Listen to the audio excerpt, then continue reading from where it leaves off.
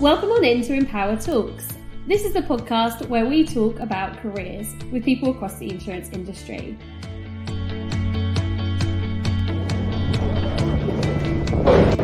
I'm thrilled to have Nick Kirk with us today. And Nick's intro, it would take quite a long time if I'm honest. Nick is a non-exec director at two different insurance companies at the moment, but also has a very impressive CV of insurance companies that he's run and built and sold over his career. I first met Nick at a WCI lunch and we were talking about his career, and he just had so many stories, particularly about his relocation, where he's been able to take his career. Lots of countries that I know I love traveling to for a couple of weeks. He's actually moved his family to and resettled multiple times. And I know lots of people are really interested in that. So I'm really pleased to have Nick here to talk us through his experience, what he learned from it, and what his suggestions are for people who would like to do an international placement at some point in their career. Welcome, Nick, to our podcast today. And you're an experienced director and non-exec director around quite a few different insurance companies. So we're going to talk through today your journey to date, but also what you're doing at the moment and where you've been doing it, because you've got quite a geographical journey as well as a career ladder journey that we're going to hear about. Okay, yeah, thank you, Sam. Yes, looking forward to it. Yeah. So Nick, we met fairly recently actually through a WCI lunch. We've spoken about WCI on this podcast before as a great way of meeting people across the industry and meeting people in very different roles. And as we were sat next to each other, the experiences you were coming out with was, that's another interesting one. And there's another one. And it was just endless in terms of insights into the insurance market, but also the global market and actually sort of relocating around those. And I think there's a lot in that listeners will be intrigued about and can learn from. So thanks for coming along to talk to us about it. Can we start off with a bit of a kind of high level career journey from how you started out in insurance to where you are now? Yeah, sure. I started off, my insurance career or journey when I was 16. I needed a job. I confess I didn't really like school very much. I felt I was waiting around for, real life to start, and I wanted to get on with it. So I was an office junior in the West End of London back a long time ago, and then figured out after a while that if you want an interesting life and you want a career, I had to go back to night school and get into underwriting, which I did. Worked around the UK, mainly as an underwriter, a UK property underwriter. Then got into Europe or a European division for the Sun Alliance at the time. And things began to go wrong in a couple of our European operations, one of which was the Dutch business. And I was dispatched off to Holland to help get that back on track. I was meant to be there for 10 months, I think, and stayed for 6 years, so 2 3-year contracts in the end.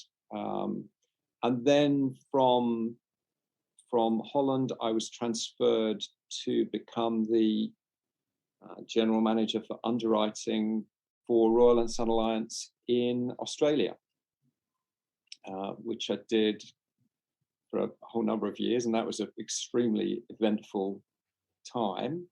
And then Royal and Sun Alliance floated their local operation in Australia on the local stock market, or sold it, I suppose, at a time when they were looking to raise capital.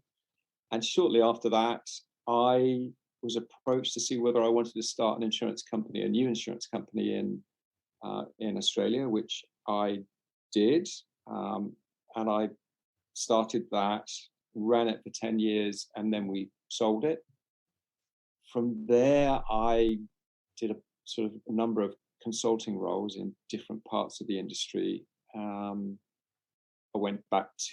came back to London for about 6 months, and from there went off to Vietnam for a year to work for the Munich Re Group, and then spent about 6 months in Malaysia before going back to Australia, and then coming back to the city about 3 years ago, where I worked in Lloyd's and for the Vibe Syndicate Management and Syndicate Holdings until through to the sale of that business, and have since been a non-executive for the MGA business of Ardonna and still for Syndicate Holdings Corporation.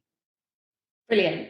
And I mean, what I find really interesting is just particularly this level of relocation, but to regions that are so different from each other. So I think relocating once is something a few people get to do, but quite often that's kind of done, and then they go back to wherever they were from, or whether they continue there. But with your journey, you've done it to very different parts of the world several times. So we'll definitely get into that. If we can go right back to your time at Sun Alliance, when you were offered this opportunity to go over to the Dutch office, what made you the person that was asked? What do you think had kind of set you up to be asked if you wanted to do that opportunity? Yeah, look, I think it's a really good question, and I think it's a kind of recurring theme for me. It was just being the right place at the right time. At the time, I'd only been back at Sun Alliance for about a year in the European division. I'd been at Prudential before that, and then rejoined when Prudential went into runoff for general insurance. And we'd written something called the Fokker aircraft account in London on behalf of our Dutch business. And there was a big fire in one of their factories in Holland. And it was a very, very complicated placement. There was an American lead written out of Holland, and then there was a London market placement, and all sorts of issues that had to be sorted out with the claim. So I had to get really involved in that claim, and therefore spent some time in our Dutch business. And at the same time, it was really, that point in the market cycle where things were beginning to sort of come home to roost, and the Dutch business began to deteriorate quite sharply. And so when I was in Holland, they said, look, go and have a look at the overall account and come up with what you think needs to be done about it, which I did. And it was one of those cases really where you produce a report and they sort of say, well, if you're so smart, you go out and fix it yourself, sort of thing. And off you go. So the estimate was that it would be about 10 months. And I stayed for 6 years, as I've said before. So I had to go off and implement what I'd said was a plan to get it back on track. Or that element of that business anyway, let's put it that way.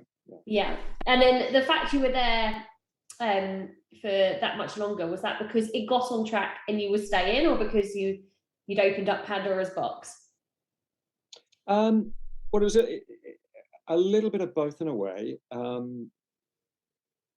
There was what they would call a bourse account, so a co-insurance account that I was looking at, and I was looking at that mainly in property. But of course, generally speaking, if one thing goes wrong, it's unusual, not impossible, but it's unusual. It's the only issue. And in fact, the deterioration in that commercial business was kind of the first visible symptom of a whole range of issues that they had, both from an expense point of view and from a loss ratio point of view.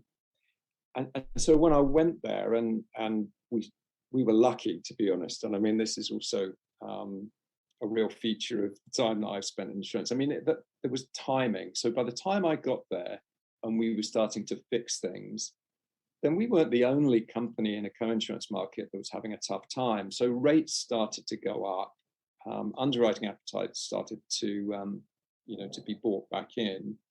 And so as we fixed our own issues, the market fixed an awful lot of it for us too. And so it was one of those times where, again, you're just in the right place at the right time. The market starts to harden. So the actions that you put in place, make you look like a genius for 6 or 9 months or a year or something. And that was the case with this. But it wasn't the only bit of the business that needed revision. So they brought in, there was a new chief executive who'd come in from the Canadian operation.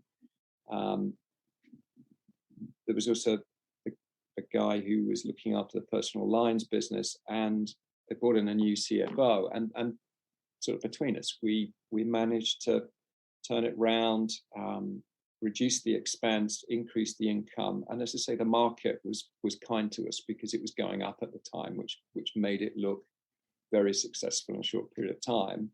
And so as a consequence, the year was extended to 3, and at the end of the 3-year period, we were really beginning to get some momentum. So it was then extended for another 3 years beyond that. Well, so luck played a large part in it, or movement in the market played a large part of that success. Yeah, I'm sensing there's quite a lot of maybe you put down your career success towards this luck, with this phrase, right place at the right time, a little bit. I like to think of luck as it's when preparation meets opportunity. I feel luck is maybe a little bit humble, and a bit more credit gets deserved than that. Well, true, but I mean, I agree. Luck, good fortune puts you in the right place at the right time, and then it's down to what you do with it, isn't it? So yeah, I accept that. But I was fortunate. I was fortunate to get the opportunity to go there and fix it. I was fortunate that, in a way, that there were other issues in the company that surfaced shortly afterwards, which gave me a greater opportunity than the one that I'd gone out, simply to fix. The guy that was running the commercial insurance operation in total at the time decided that he'd had enough and it was all too hard. They then had that vacancy for the overall commercial insurance director, and I stepped into that on a temporary basis, and then, as I say, stayed doing that for the next 5 years or so. So yes, you get opportunities by good fortune. It's then what you do with them, I suppose, when you get them, isn't it? So this relocation was it your first? Yeah, it was the first overseas relocation. Yeah. And who was relocated at that stage in your life? Well, it was it was myself, my wife, and we had 2 young children who were 3 and 5, I think, at the time. So we all got a flight from Gatwick, I think it was, to Amsterdam and moved out to Holland. And was that an easy decision for all of you? Look, yeah, it was for me. It's what I wanted to do. It's what I'd wanted to do for some time, even if I hadn't consciously realized it. It was just the opportunity to get sort of paid to go and live somewhere else just seemed brilliant to me. And maybe it was slightly more difficult. I'm sure it was much more daunting for Tracy, my wife, and it was more difficult for her to adapt and adjust, because for me, I got up every day and went to work, and I had this kind of fascinating issue that we were trying to fix, which was kind of all consuming. But for her, she'd been transplanted into a different country, didn't know the language, didn't know how things worked, and therefore it was much more difficult for her for the first few months. But in terms of the run up to it, I don't think we thought too much about it, particularly as they said, well, go out for 10 months or a year. I thought, well, why not? So, did your kids learn the language? They could both speak reasonable Dutch, but they went to an international school, actually a brilliant international school. I mean, it really was. And the real difficulty in learning Dutch properly is that, most Dutch people speak English so well that when you attempt the language, they kind of laugh and reply in English. So it made it much more difficult to actually learn it. But both of them had a reasonable standard of Dutch by the time we left. Yeah. Brilliant. And you must have enjoyed that experience because of what happened throughout the rest of your career. So we've relocated, family settled, had a challenge, accomplished it. Talk us through the next stage. So what was the kind of next opportunity that came your way? Well, you do, at the time anyway, the way that it was structured is you would do a 3-year contract. So I'd done 1 3-year contract, and I was a large part way through the second 3 years. And we'd merged the Dutch company with the company in Belgium to create something for the Benelux, which in itself, by the way, was kind of really interesting, because if you want to put two cultures together, the Dutch and the Belgians being near neighbors, like a lot of near neighbors, that they don't naturally get on, let's put it that way. So that had been an interesting process, which had been sort of dictated from the UK. But so that was happening, and we had also merged in the international program business. And Royal Sun Alliance itself was going through some kind of interesting issues. And so for me, as the contract came up, it was, what do I do next? So I go back to the UK. If I'd stayed longer in Holland, then it probably would have been on a local contract rather than this expatriate, which was an option. And then I was sent on a management development course in Singapore, and it was, sort of develop leadership skills and what have you. That was and it was kind of like a testing ground, if you know what I mean. You went through all sorts of different exercises. That was the thing at the time. And as a result of that, they had some issues in Australia, and the new CEO of the intermediated business in Australia went to the management development people and said, was there anyone on that course that might, fit a particular profile that he was looking for? And again, it was chance, really. I'd been on the course, and the guy that was running the course said, well, why don't you talk to Nick? And it was, I don't know, 6 months or so before my contract would have otherwise needed to be extended, or I would have gone back. And so I had a conversation with the guy in Australia, and he said, well, come out and take a look. And then following that, I was offered a contract in Australia for 3 years to be the general manager of underwriting, it was at the time. So that's the mechanics of it. And it sounds like you met someone not for a very long period of time, and they were able to sort of piece you together with this opportunity. Yeah, it was a development program, and so we'd spent a week, I think it was, in Singapore, going through various different business simulations and leadership role-playing things, and as a result of that, the guy that was running that program was contacted by the guy in Australia, and that was the connection. What conversations do you think you had that maybe allowed them to consider you as having an interest in that move? Is that something you'd said, or do you think you just picked up? No, there've been some other conversations, with the run up, and there was an option of a job in Singapore. so I'd flagged that I was interested in, continuing to work overseas, and I think there'd been an offer of something in the US too, but then there was another restructure, and that kind of didn't happen.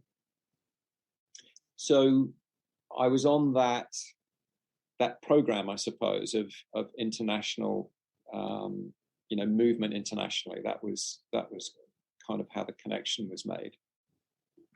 The reason I kind of ask this is I think quite often people get an idea of what they want in their career, and find it really hard to articulate it, and are just nervous to articulate it, to sound too needy, or that they don't have realistic expectations, or whatever it might be, that they kind of talk themselves out of it, but they quite often maybe hold back some of their aspirations from people.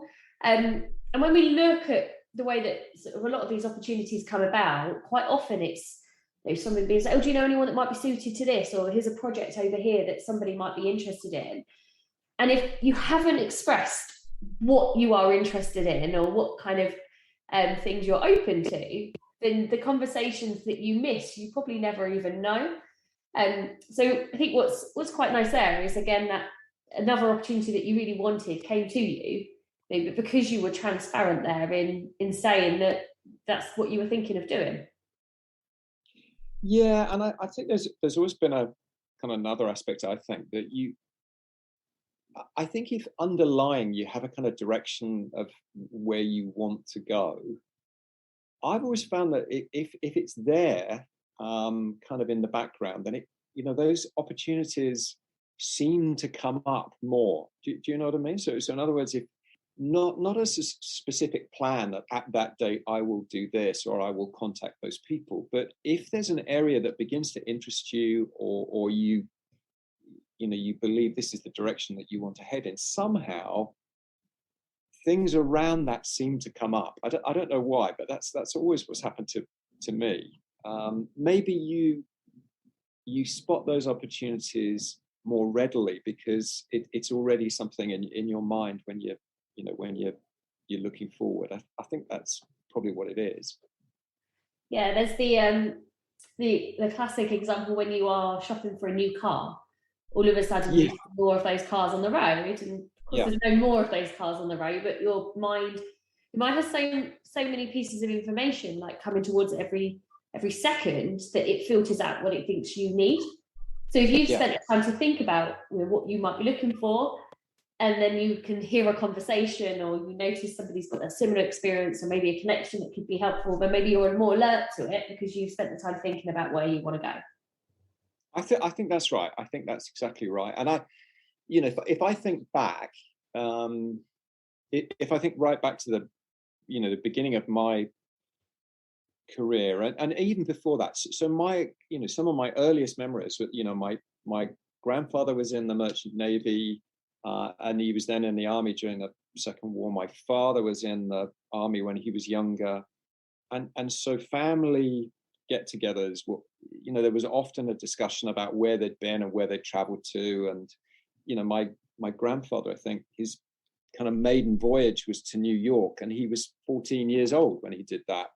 And I remember he used to be on liners that went down to Australia. So he was in Perth, Melbourne, and Sydney, and so there would always be that sort of discussion. And I think, to me, that was in my mind, in my subconscious, that to me that always seemed like an interesting and kind of romantic sort of life to go and travel. And I think that's why I ended up doing what I know. I'm sure that's why I ended up doing what I'm doing. When you first start to go to work, or when I first started to go to work, you would get the 8 o'clock train into London Bridge or whatever. And in those days, you'd kind of see the same people on the train every day. And I just thought, I do not want to be one of those people coming home, having made that journey every day for the rest of my life. Now, of course, as life turns out, life's never quite like that anyway, is there? But I wanted to do something else. And then I had that, that background of those stories from when I was younger. And I think that's how that came together. Absolutely sure that's how that came together. So another relocation, slightly further afield to Australia, but at least the language is the same. So there's probably some kind of pros and cons with that relocation. But I guess one of the main pros is that you've done it before and has had your family. So what did you learn the first time round that made that sort of second time round, hopefully easier? Yeah, I mean, yeah, it probably should have done, and I'm sure there was a bunch of things that we'd learned, and there were definitely some, like what the process is like, realizing that the first few months that you're there, that you're going to be slightly at sea, and it takes you a while to sort of make connections and feel comfortable in a new place, all of that. But we didn't learn enough, I don't think, when we went to Australia. I think the way that we were looking at it, certainly looking at it as a family, was, you're moving to Australia, English is the language, we'd been out there, and it's difficult not to be impressed by a city like Sydney when you go out to visit. It looks beautiful and the sun's out and it was great. But what we hadn't factored in was just how far away Australia was. I mean, it was a complete change of everything. You whilst you were remote from your family when you were in mainland Europe, you could go home. You could be back in a few hours if you flew. In Australia, that wasn't the case at all. It's just a long, long way away. The time difference is between 9 and 12 hours, depending on what time of year is. And you go there and you suddenly realize that you just don't know anyone. I mean, it really is. It really is quite a confronting move, that one, or that was quite a confronting move. And again, much, much less so for me, because I had the office to go into, and there was an awful lot to do. It was a really interesting time in the Australian insurance market, and for Royal and Sun Alliance Australia too, which was about to go through some big changes. But for my family, my kids were older, and talking to my son, now, years later, he was of the age when we moved, when your friendships with your mates is beginning to be much more important than your relationship with your parents. And then so suddenly he's transported to this place where he doesn't know anyone, and it took him a while to find his feet. So I think for the family that was a much, much more difficult move for that reason. And I think if I was going to give anyone else advice about doing that, what we did is we moved out of Sydney a bit. We were looking for a co-educational school for the children, and somewhere that we felt was right for them. But what we should have done actually is stick far more to the places where there were more expatriates or more new immigrants, I suppose, where you're going to find people who are in the same boat that you are, which is important when you first move. So that was, we didn't learn as much as we should have done. Let's put it that way. It's all right, because you still had a couple more tries at this. Yes, that's true. Yeah, in different ways. Yeah, that's true. Yeah. So you were in Australia for a considerable amount of time between by the time you left Sun Alliance and joined the new organisation. Yeah, about 15 years. Yeah, just over 15 years. In fact, the family, it was slightly longer because they then didn't go on to Vietnam later. So yeah, between 15 and 17 years. Yeah, long time. Yeah. And I've heard you talk about this business that you'd come into, that you were coming into to essentially, I think, turn around and turn it into something that was a more sellable business. Is that a fair description? Well, yeah, actually, in both. So Royal and Sun Alliance, when I was transferred there by Royal and Sun Alliance, it was just at the time when there was, the realization was dawning, which is why I was asked to go there. I think that their long tail underwriting, which had been booked as profitable during the decade before, was in fact significantly under reserved, and so the results went from being positive to being extremely negative overnight.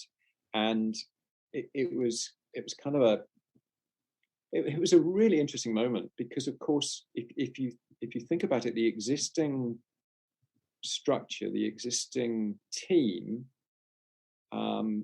were pretty confident, and they'd all been in their roles for a long period of time, apart from the new CEO who'd just been put in there. So they were confident and proud of what a great job that they'd done. And then all of a sudden, it all fell apart. And of course, it was,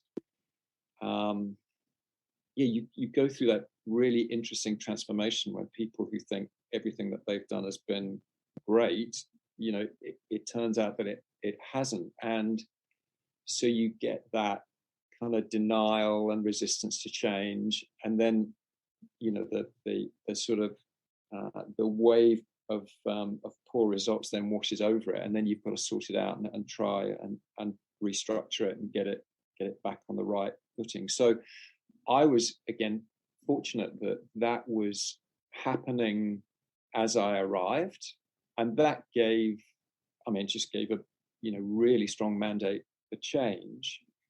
But you've got to work with people to make that change, which is what happened. And I was extremely, again, really lucky. The new CEO out there was an extremely bright guy, and there were some other really great people in the team, and we had to restructure it and get it back on track, which we did over the next kind of 2 to 3 years, and it became very profitable as that turned around. And that again, worked into this whole business of the company floating off onto the local stock exchange in Australia, away from the Royal and Sun Alliance Group. So lots of things kind of came together, and it gave me an extremely interesting job to do, and it worked. Again, the market turned. I was in the right place at the right time when the market turned. Now, from there, it was then the creation of the new insurance company, which was a completely different task. But that was it was an old reinsurance company, and it had gone into runoff at the end of the 1990s, beginning of the 2000s. That runoff had gone well, so they had surplus capital, but because of all the changes in regulation, the regulator there wouldn't let them take any capital out of that reinsurer. But what we could do is turn that reinsurance company into an insurance company and use that capital to create a new insurer, because that was still under the same regulation. So that was what that task was about. And then eventually, 10 years later, we then sold it. So quite often as we go through our journeys, as individuals in the insurance sector, we're going through, we're progressing, and as you sort of achieve something, then the next day you're working on something else. Mm. I'm really intrigued with this kind of journey you went through in that particular organisation, because you essentially were sort of working incredibly hard to get this business where it needed to be, and then sold. So almost overnight, you went from accomplishing the goal that everybody had been working towards for so long to waking up the next day and, I don't know, maybe thinking, what do I do today? I actually, that's true. That's true, but I guess there's kind of the run up to it, and then there's how you feel afterwards, isn't there?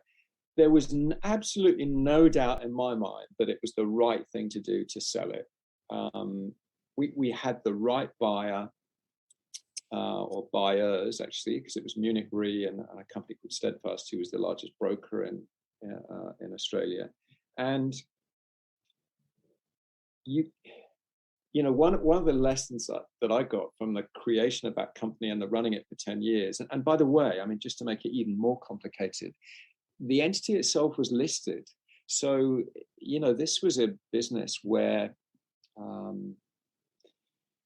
your every move was disclosed. So if you made a loss, it was public, and you had shareholders and all the rest of it that went with it. And really, what it taught me is you cannot really make a small insurer make money. You've got to get scale, and that is an incredibly difficult thing when the market is going the other way. So you're expanding into a softening market rather than capitalizing on a hardening market. So to find or to have the two buyers that we did, one of which was the largest reinsurer in the world, I think at the time, and the other the largest broker, meant that the team themselves would all get roles with the new owners. It was kind of culmination of all the work that had been put into it, and it meant that it meant that the shareholders got a really good return on the deal based on the sale. So it was absolutely the right thing to do. But as you go through that process, and as I say, Caledon was listed. So when you receive an offer,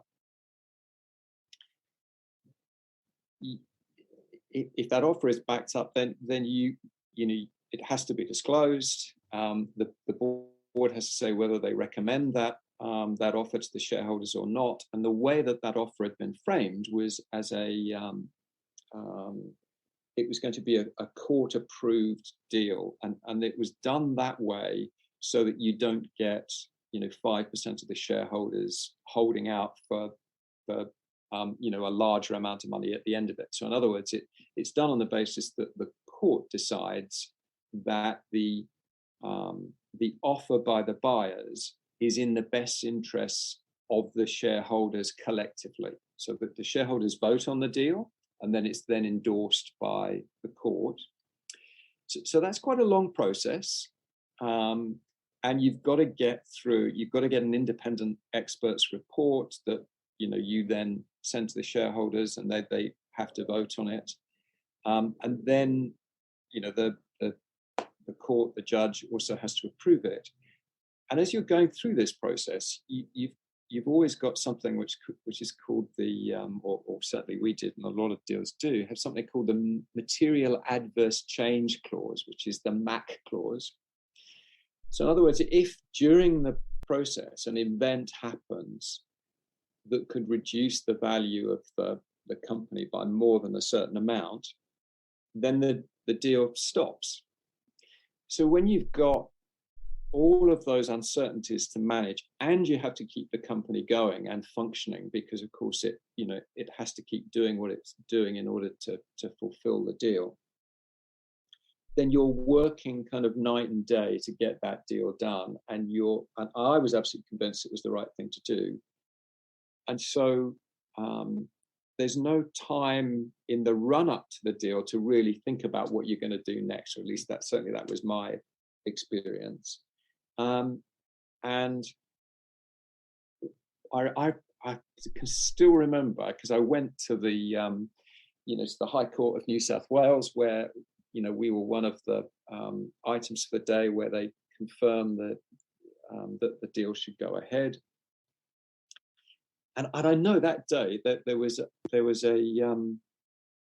there'd been a weather forecast. I'm sure it was saying that there was a chance of a hailstorm that day in Sydney.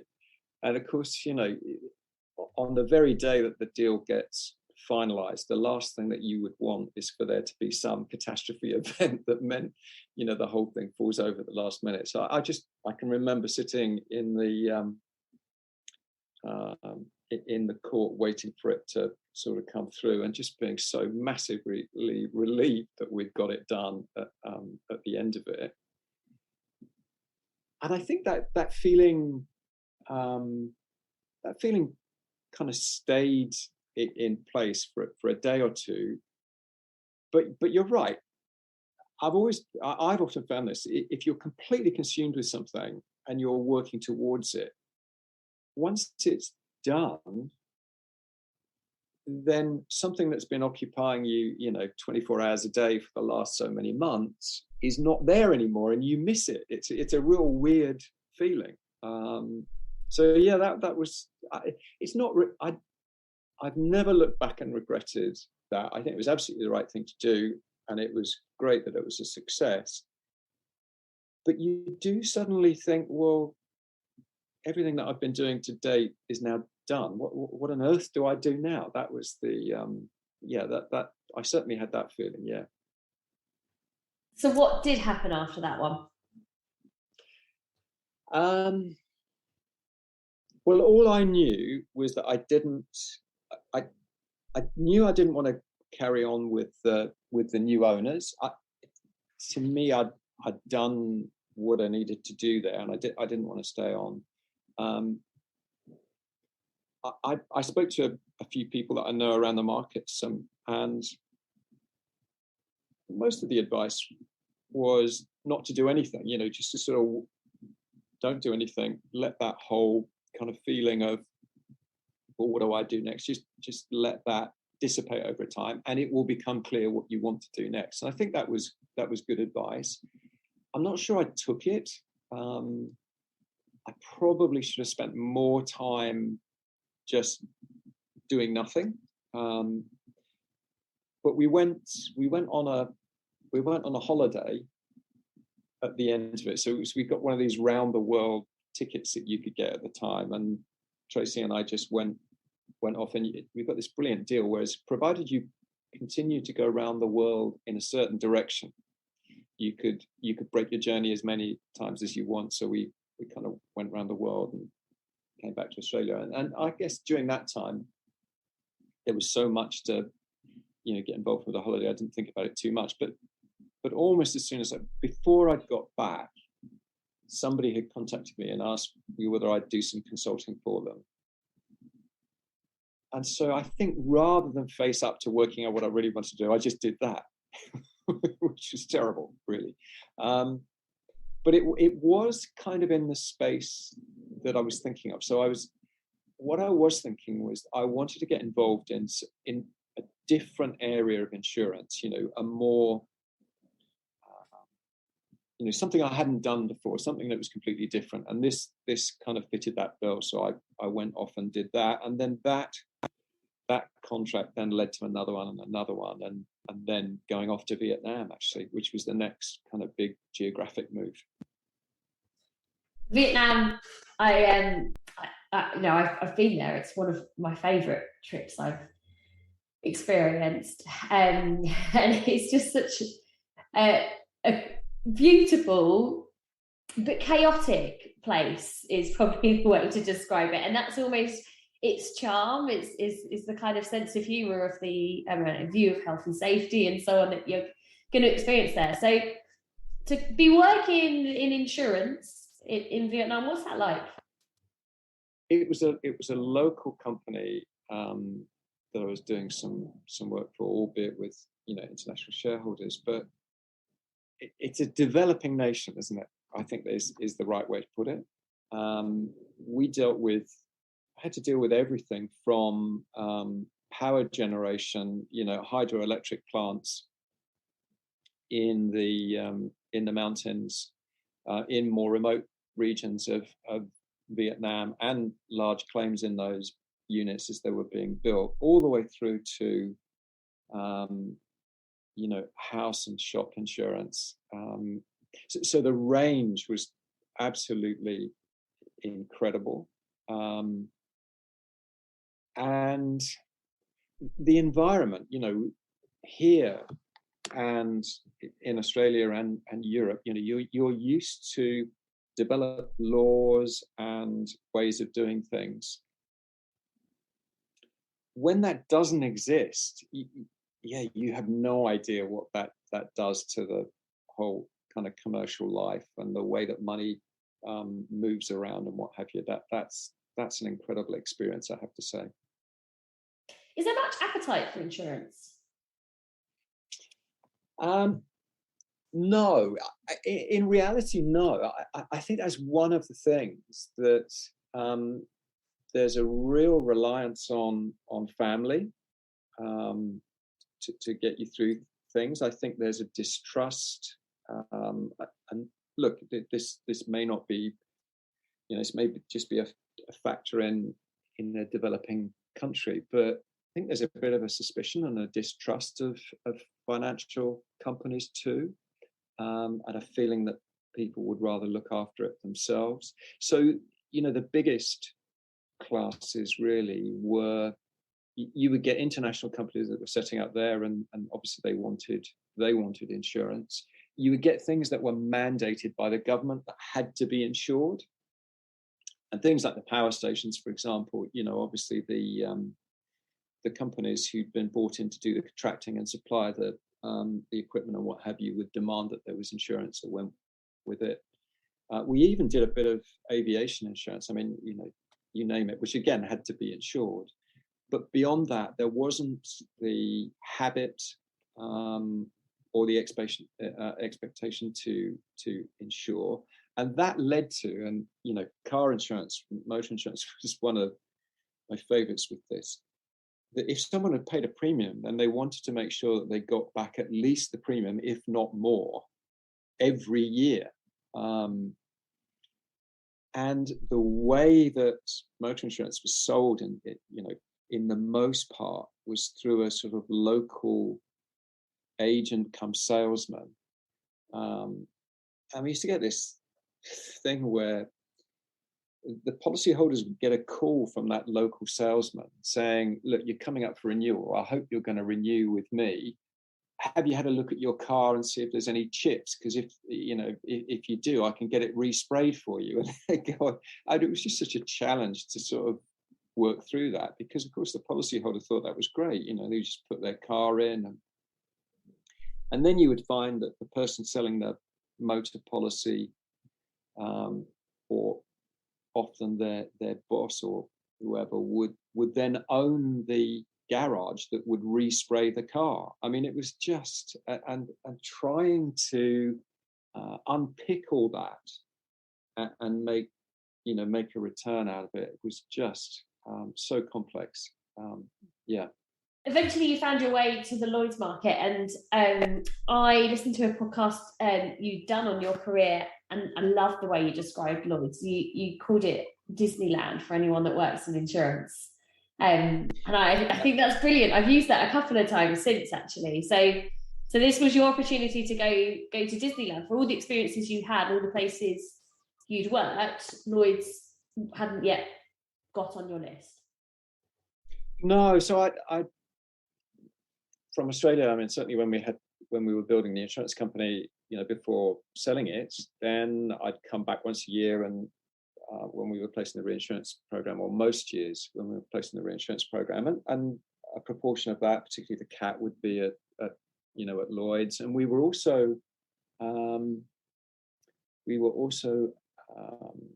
Lloyd's cover holders for a part of the business that we had too. So I'd come back and done that, and I think the whole of the City of London is insurance Disneyland, really. I mean, it's just when you work in countries where insurance is not that well known, or it's a small part of the overall, you have no idea when you come back here, and everyone you meet, and everyone in that kind of square mile seems to work in insurance, don't they? And you've got. And when I came back, and it fulfilled all of this, actually, when I was involved in Lloyd's, there are so many different aspects of what can be placed, and what's covered, how you protect it in terms of reinsurance, the provision of funds at Lloyd's, protecting the funds at Lloyd's, all of those sorts of things, of which there is. There are experts in just about everything in the London market. It really is. Yeah, it's Disneyland for insurance people, definitely. And how did you transition to that? So as much as you'd we moved around different locations. This was really, for you, by this stage, you've spent so many years in other countries, a relocation in its own right. So how was that move? I mean, to be honest, I mean, that was also the appeal, I'd gone to do some work in Malaysia for 6 months after I'd finished my contract in Vietnam. And then I came back to Sydney after that. And I used to travel back to Sydney anyway, because, it was kind of part of the contract. You'd come back a number of different times. And beautiful as Sydney is, and it really is, just, a lovely city. One, it seems a long way away from everywhere else, and secondly, after the kind of tumult of Vietnam, Saigon and Malaysia, and all of those people, it just seemed so quiet, and so I didn't, and it was just like going back to ordinary, whereas London was a new adventure all over again, for all the reasons that you've said. It was 25 years since I worked there. And I thought, if I wanted to find some more interesting things to do, then London seemed to be the right place to do it. So I just kind of got on a plane and came back, and then, called around a few people and saw what there was to do, and whether the experiences that I'd had in the period that I'd been overseas were going to be of interest to anyone. And again, I think it was just lucky, really. Somebody with the Vibe business was looking for someone to help them with an MGA business that they'd set up, and to do some consulting. So I went in to do that. And then they asked me to help them raise capital for future underwriting years. And from that, become the chief operating officer. And beyond that, then to run it, when unfortunately we had to put the syndicate into runoff and look for a sales solution for it. So yeah, it was quite easy coming back, actually. I have to say it was quite an easy transition. And this most recent transition is going from one project, 100 miles an hour, foot on the pedal non-stop, to finding a combination of work-life balance opportunities. What's been your kind of thought process, and how's that been as a journey? It's something that I've had to sort of work at more than I thought that I would. I've got this friend of mine who's kind of brilliant at these things. He's older than I am, but he said when he got to 60, he decided that he was going to build himself a plan for his next decade. And he was telling me about this because he just got to 70 and he was rebuilding his plan for his next decade.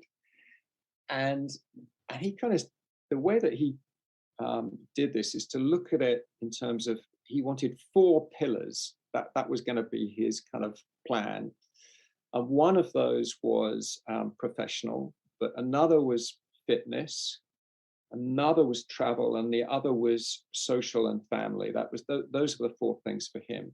And what he did is he set himself some priorities for each one of the pillars. And really the basis of his is that he was moving from, in order to achieve the other 3 pillars, the non-professional ones, he needed more time on that than he'd had in his working life up until that point, which meant that the professional pillar had to adapt downwards so that he could achieve the other things that he wanted to achieve in the 10-year time. And he worked, this plan and was really successful in doing it. Now, I am too disorganized to sort of set that out in a written plan, but that kind of resonated with me. To me, I wanted to continue to work and contribute, and I love the insurance industry. I really do. I mean, I couldn't kind of recommend it highly enough. I couldn't be more grateful for everything that it's given me. So I want to be involved in that and interested in it. But there are also other things that I would like to achieve and give back in the next kind of 10 years. So that's what the transition is about for me. but moving from an all-in, focus project with the sale of the business and the transition through to runoff and then the sale of the business, to when you're working much less, that can be difficult, because if you're not used to thinking about what it is that you're going to do next, because you're always busy, that's a change, isn't it? And all change takes some time to sort of work their way through, and that's the process I'm on at the moment. And how are you finding independent roles? So when you're in the business, you're making the decisions, you're steering the ship, and when you're independent, you are reviewing and maybe asking questions, but it's no longer your choice or decision on how things are really operating. So how have you found adapting to that kind of seat at the table? Look, in a positive way, being an independent director, a non-executive director, it does give you the distance, the space to look at the business in a different way, to take a step back from it, which I think is positive. In other words, that makes some of the issues that a business faces, more interesting, and you've got more time for reflection and thinking that through than you have when you're doing it on a day-to-day basis.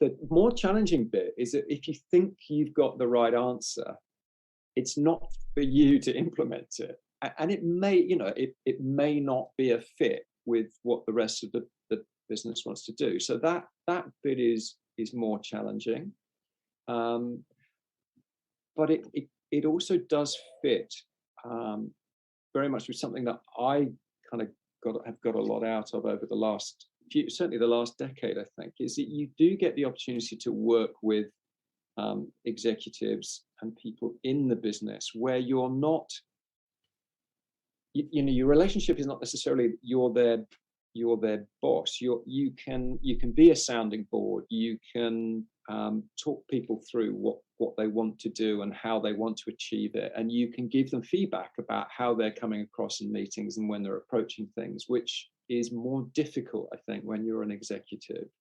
And I enjoyed that part of it, and I hope that I've got something to offer and to assist with things like that, because I know, when doing some of the roles that I've done, and certainly, being a CEO of the listed entity, it can be a very lonely place to be running a business, because and having someone that you can turn to who is involved in the business but is not an executive in the business, I think is, can help with that process. And I enjoy doing that if it's making a difference and it helps the people, do the best they can in the job that they can. That's great. And thank you so much for sharing all of that, because I think relocation is something that people are giving the advice of. If you can do an international, in particular, secondment somewhere, that's always going to be helpful for you in your career progression, your CV. But those opportunities aren't common, so it's really hard to kind of find and hear from people about their experiences doing those. So thank you so much for sharing that. We always end these podcasts with a piece of advice. So if you were to share either your favorite or your most common advice that you give out to people as they advance in their careers, what would you really recommend to people working in insurance?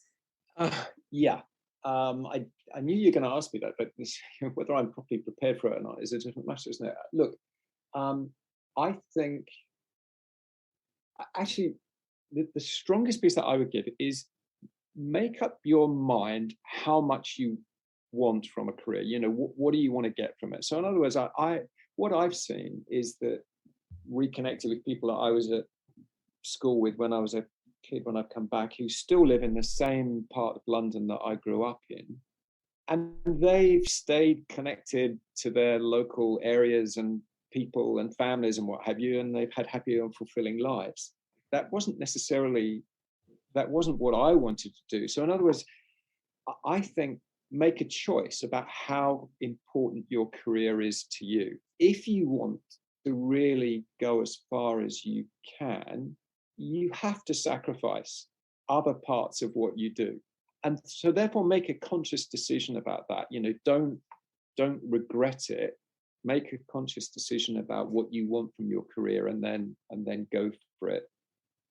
I think that would be my advice, number one. So in other words, if you're happy not having an international career and you know and really your main passion is something outside of work, then do that.